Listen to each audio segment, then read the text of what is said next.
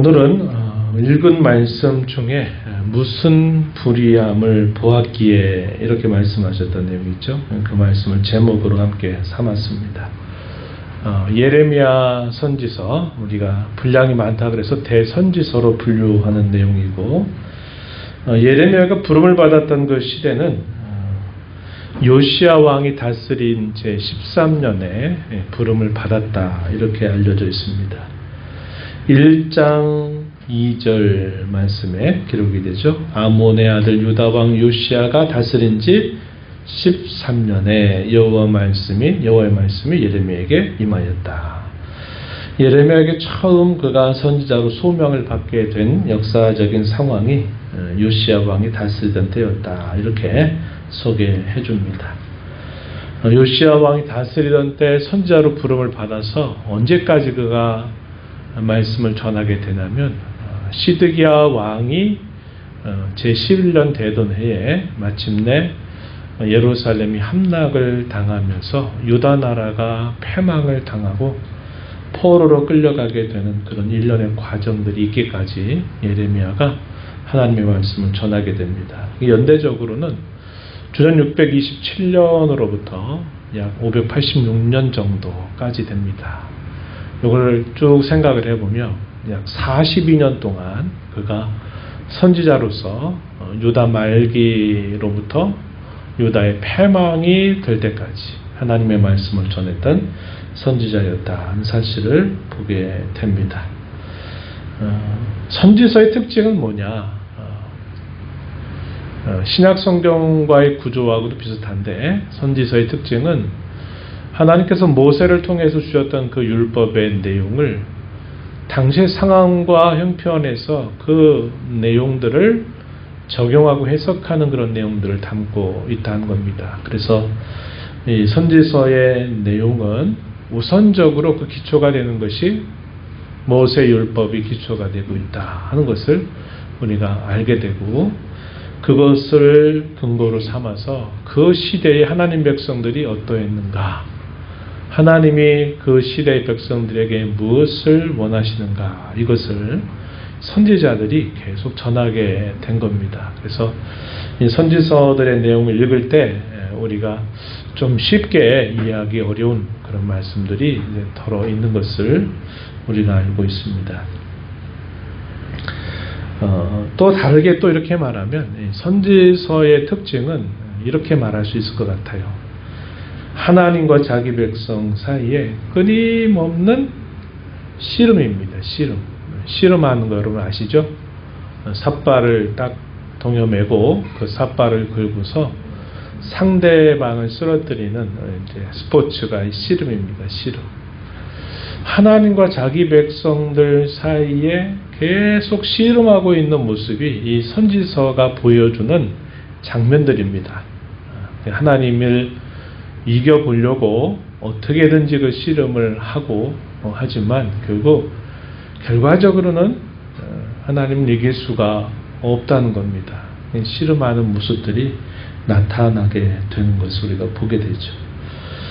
그런 면에서 오늘 우리가 살아가고 있는 우리의 삶 속에서도, 우리의 삶 속에 늘 살면서 우리가 어떤 면에서는 하나님과 우리 사이에 계속적인 이런 당기고 밀고 하는 이런 식의 비슷한 씨름이 늘 우리에게 있다는 것을 우리가 보게 되면, 이런 선지서의 이야기들이 과거에 어떤 한정된 시대 안에 갇혀져 있는 이야기가 아니라 오늘 우리의 모습을 들여다보게 해주는 영적인 거울과도 같다, 이렇게 우리가 말할 수 있을 것입니다. 요시야 왕은 유다의 왕조 중에서 선왕으로 불려지는 인물이죠. 요시야의 계보를 쭉 좀 보게 되면 제가 여기 소개한 것처럼 유다의 정말 선왕으로 분류되는 히스기야 왕으로부터 또 그의 아들이었던 므낫세, 아주 악정을 베풀었던 왕이죠. 유다 나라를 대단히 망치게 했던 인물입니다. 이 므낫세. 그리고 그의 아들이었던 아몬의 경우도 역시 그 아버지의 전철을 그대로 밟습니다. 그런데 그 아몬의 아들로 이 요시야가 태어나서 8살 나이에 그가 유다의 왕이 됩니다. 왕이 돼서 그가 31년 동안을 유다를 다스리게 됩니다. 어린 나이. 오늘 우리 건이보다 나이가 더 어릴까요? 만으로 몇 살이죠? 우리 건이? 10살? 그러니까 더 2년 전에 유다라고 한 나라를 다스리는 왕이 돼가지고 31년 상당히 긴 시간을 다스렸다는 것을 성경이 보여주고 있습니다. 근데 이 므낫세에 있어서 그의 삶 속에 있어서 중요한 하나의 결정적인 어떤 계기가 있었던 것 같아요. 지금 히스기야 왕의 그 그늘은 이미 므낫세와 아몬을 거치면서 다 망가뜨려 버렸습니다. 유다 나라를 완전히 망가뜨려 버렸어요. 망가진 상태에 있었던 이 유다 나라를 어린 나이에 왕이 돼가지고 이 나라를 어떻게 할까 하다가 생각을 고쳐먹게 되는 때가 언제냐면 그가 왕이 된 지 이제 8년이 되던 해입니다. 8년. 그럼 그의 나이가 몇 살이었을까요? 16살이겠죠. 8살에 왕이 돼가지고 그가 다스린 이제 8년에 생각을 고쳐먹는데 어떤 생각을 하게 되냐면 내가 여호와 하나님을 진실하게 찾고 하나님을 섬기겠다라고 하는 중요한 결단을 내리게 됩니다. 어떤 계기가 있었는지 성경이 말해주지 않아요. 그러나 그가 제 8년이 되던 해에 내가 이렇게 안 하겠다. 나는 하나님을 진실하게 찾겠다. 이러한 생각을 가지고 여호와 하나님을 찾기 시작했다. 성경이 기록합니다. 그리고 나서 4년이 지나요. 그가 다스린 제 12년이 되던 해. 그의 나이가 몇 살일까요? 20살. 수학이 어렵죠. 20살이 이제 되던 해에 그가 큰 결단을 합니다. 그게 뭐냐면 당시 유다 땅에 있었던 모든 우상의 잔재들을 다 척결하는 일에 온 힘을 기울입니다. 적어도 그가 이렇게 하기까지 상당히 많은 시간들이 지나도 그게 금방 없어지지 않을 정도로 유다 땅 곳곳에 만연되어져 있는 이 우상들을 척결하는 일에 온 힘을 그가 기울이게 됩니다. 그런데 예레미야가 언제 부름받았다고요? 요시야 왕이 다스린 지 몇 년에? 13년째. 그러니까 우상을 척결하기를 결단하고 그 일을 막 진행하고 있는 중에 하나님께서 예레미야에게 찾아오셔서 예레미야를 부르십니다. 그리고 그에게 말씀을 주셔요. 그래서 요시야 왕의 이 종교 개혁에 대한 결단, 그리고 그 결단이 있으면서 막 그 일을 진행하고 있는 중에 하나님이 예레미야 선지자를 세워서 자기 백성들에게서 말씀을 전하게 하셨다는 겁니다. 종교개혁이 탄력을 받을 수 있었겠죠. 종교개혁이 요시야 왕이 철저하게 종교개혁을 단행할 때 예레미야를 선지자로 불러서 그 백성들에게 말씀을 전하게 하면서 이 종교개혁이 아주 좋은 탄력을 받아서 이 일들이 계속 진행되도록 이렇게 하셨다는 것을 우리가 추측할 수 있게 된다 하는 겁니다. 그래서 우상 척결을 막 진행하고 있는 중에 이렇게 예레미야가 부름을 받았다는 겁니다. 그런데도 이러한 갖가지의 참 큰 노력을 많이 기울였음에도 불구하고 문제는 유다 전역에 퍼져 있었던 이 우상 숭배의 그늘에서 벗어나지 못했다는 것이 이 개혁의 한계였다는 것을 우리가 보게 됩니다. 그래서 바로 그런 상황 속에 예레미야가 부름을 받아서 이제 말씀을 받은 대로 하나님 백성들에게 전하는 일을 한 겁니다. 그래서 2장의 내용들은 그의 사역의 초기 가운데 받았던 말씀을 기록하고 있는 것이다. 이렇게 볼 수 있는데 그 내용이 어떤 내용이냐? 오늘 우리가 읽은 이 말씀의 내용들을 보면 하나님의 백성들이 하나님을 향해서 배반했다 하는 사실을 그들에게 기억나게 하는 겁니다. 처음부터 그랬던 것은 아니라고 말했어요. 처음에는 하나님을 잘 섬기고 하나님을 사랑하고 하나님을 잘 따랐다고 이야기합니다. 그래서 비유로 뭐라고 표현했냐면 우리가 읽은 본문 2절 3절에 보면요.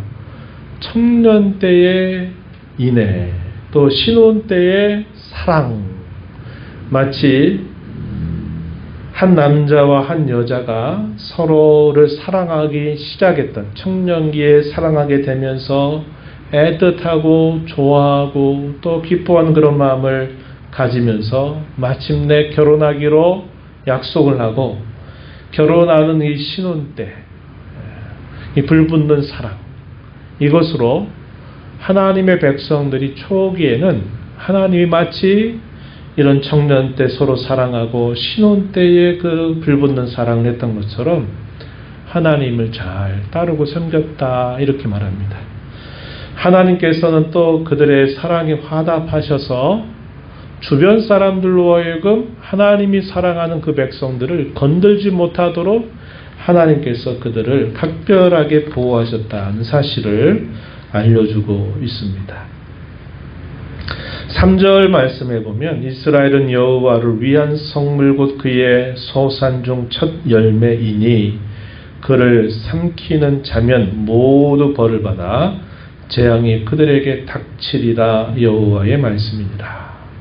하나님께서 사랑하는 그 이스라엘을 건드는 자가 누구든지 간에 하나님이 그 건드는 자들을 재앙으로 벌하셨다 이렇게 말하는 겁니다. 그래서 하나님과 그 백성 사이의 초기에는 이렇게 하나님과 그 백성 사이의 사랑이 꽃을 피우면서 잘했는데 어느 순간에서부터 바뀌었다는 겁니다. 어느 순간부터 하나님을 멀리 하더니 헛된 것들을 따르기 시작했다라고 이야기합니다. 우리가 읽은 본문 5절 하반절에 그렇게 표현을 했어요. 하반절에 나를 멀리하고 가서 헛된 것을 따라 헛되이 행하였느냐 이렇게 반문을 했습니다. 나를 멀리했다. 하나님을 멀리하기 시작했다는 겁니다. 그리고 헛된 것을 따랐다. 이것은 결국 뭘 말할까요? 우상을 숭배하기 시작했다 하는 사실을 표현하고 있는 말씀이 되겠습니다. 그에 대한 좀 더 구체적인 설명이 6절과 7절 말씀에 소개되고 있는데 6절에 보면 이렇게 말합니다. 그들이 우리를 애굽 땅에서 인도하여 내시고 광야 곧 사망과 구덩이 땅 건조하고 사망에 그늘진 땅 사람이 그곳으로 다니지 아니하고 그곳에 사람이 거주하지 아니하는 땅을 우리가 통과하게 하시던 여호와. 수식하는 말이 상당히 길죠. 여호와가 어떤 분이셨느냐. 애굽 땅에서 인도해서 광야의 그 척박한 그 땅을 통과하게 하신 분이다. 이렇게 표현했습니다. 여호와께서 어디 계시냐고 말하지 아니하였도다. 여호와께서 어디 계시냐 이 말은 여호와를 찾지 않았다 이 말입니다. 그들을 애굽 땅에서 건져내고 광야와 같은 척박하고 어려운 그곳을 통과하게 하신 하나님을 찾지 않았다는 겁니다. 이게 뭐겠어요? 하나님을 멀리했다 이런 말이 되는 것이고요. 7절에 보면 내가 너희를 기름진 땅에 인도하여 그것의 열매와 그것의 아름다운 것을 먹게 하였거늘. 어떤 상황일까요? 그 백성들을 약속의 땅으로 들여보내서 젖밥꿀이 흐르는 그 땅에 이르게 하신 사실들을 말하는 것이 되겠습니다. 너희가 이리로 들어와서는 약속의 땅에 들어와서는 내 땅을 더럽히고 내 기업을 역겨운 것으로 만들었다 이렇게 말합니다. 이 근본적인 것들이 뭐냐? 우상을 계속 가까이 하고 그 우상 숭배로 온 땅을 더럽혔다 하는 사실을 말하고 있다 한 것입니다. 공교롭게도 오늘 우리가 8월 1일 새벽 시간에 읽었던 신명기 6장의 내용, 이 6장의 내용에서 모세가 모압 평지에 있는 이스라엘 자손들에게 설교하는 내용 중에 이 내용이 들어가 있어요. 어떤 내용이 들어가냐?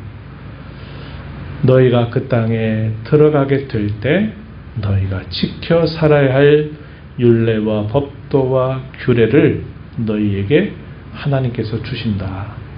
쉐마 이스라엘, 들으라 이스라엘, 하나님의 말씀을 들어라.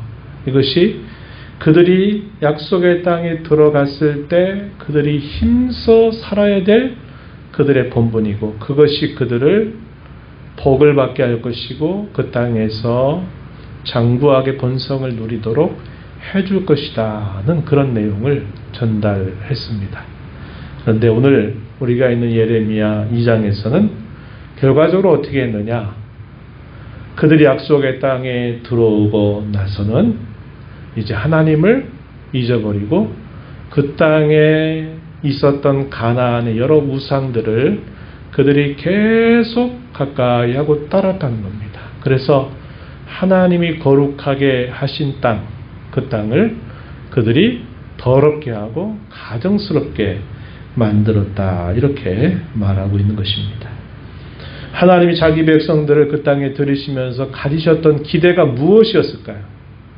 그 땅에 들어가면 이제 됐다라고 안주하지 말고 이 땅에 너희가 들어가면 그 땅에서 너희가 여호와의 말씀을 듣고 그 말씀을 따라 사는 것으로 그들이 그 땅을 진정한 거룩한 땅으로 만들기를 하나님이 기대하셨다는 겁니다.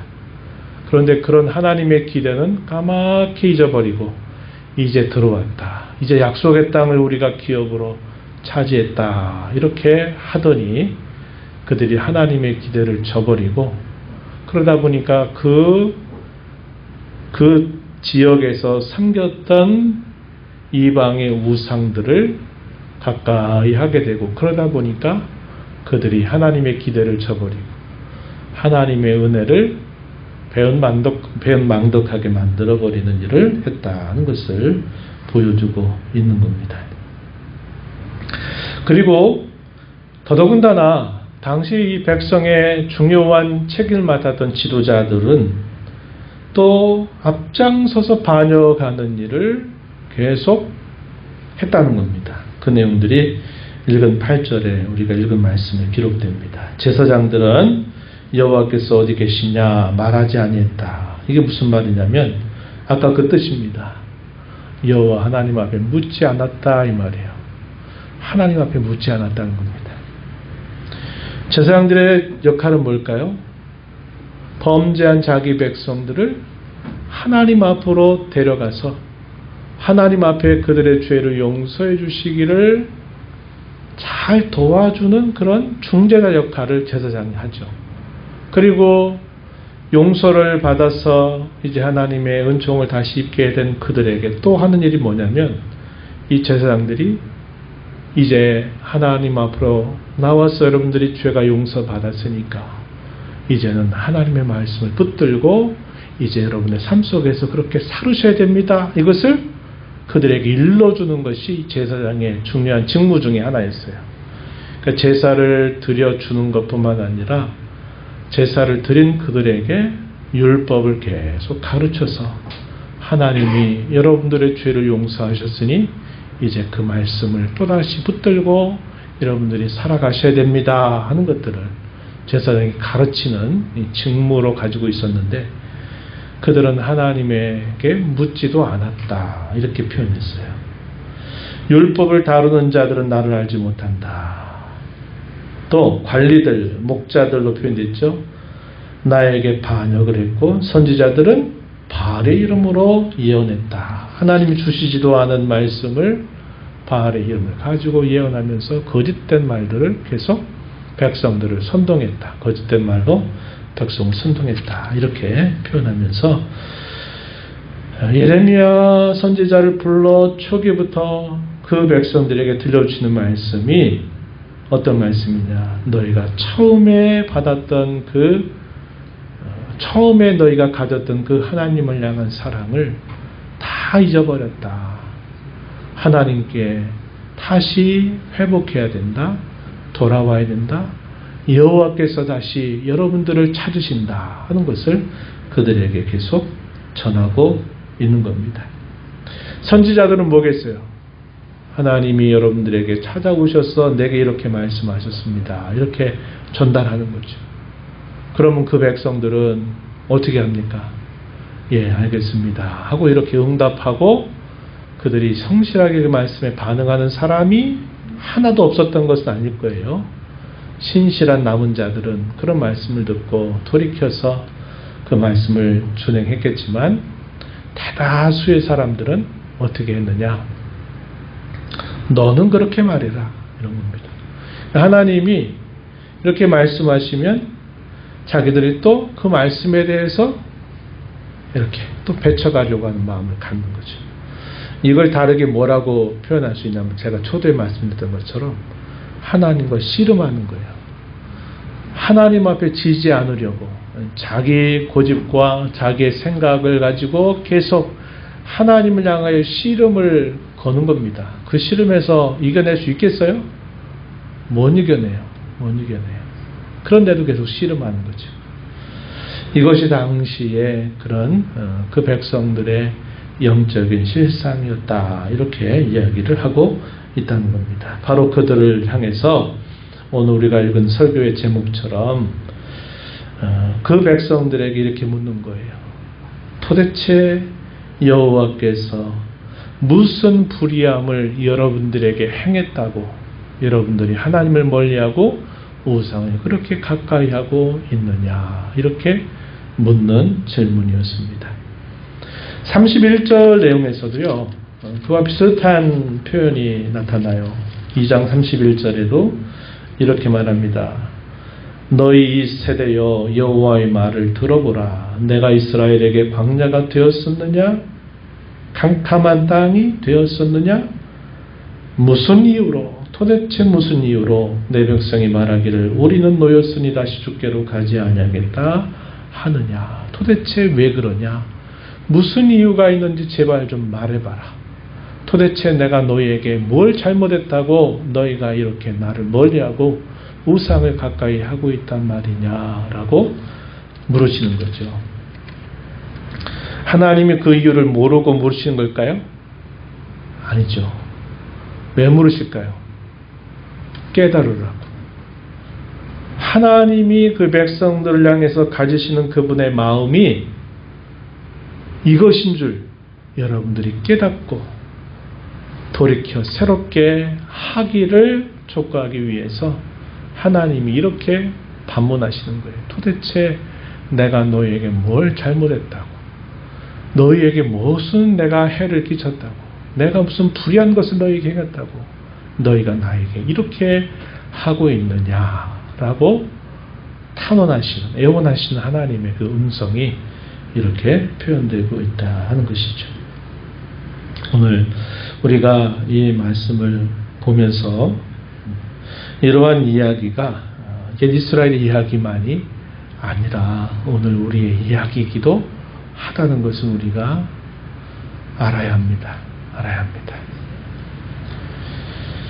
하나님은 자기 백성들을 아무런 조건을 내세우지 않으시고 하나님이 그 백성들을 무조건적으로 사랑하셨어요. 무조건적으로. 다만 내가 너희를 사랑하기 때문에 너희가 외형적으로 보거나 여러 가지 너희들의 실력으로 봤을 때는 세계 여러 나라 가운데 참 수요도 부족하고 참 그럴 수 있는 자들이 아니지만 내가 너희를 사랑함으로 내가 열국 가운데 너희를 나의 특별한 소유로 삼아서 나는 너희 하나님이 되었다. 이렇게 말씀하시고 늘 그렇게 변함없이 행해 주셨어요. 그런데 반면에 이스라엘 자손들, 하나님의 백성들은 어떻게 합니까? 오늘 설교의 제목처럼 너희가 무슨 불의함을 보았기에 나에게 이렇게 하느냐?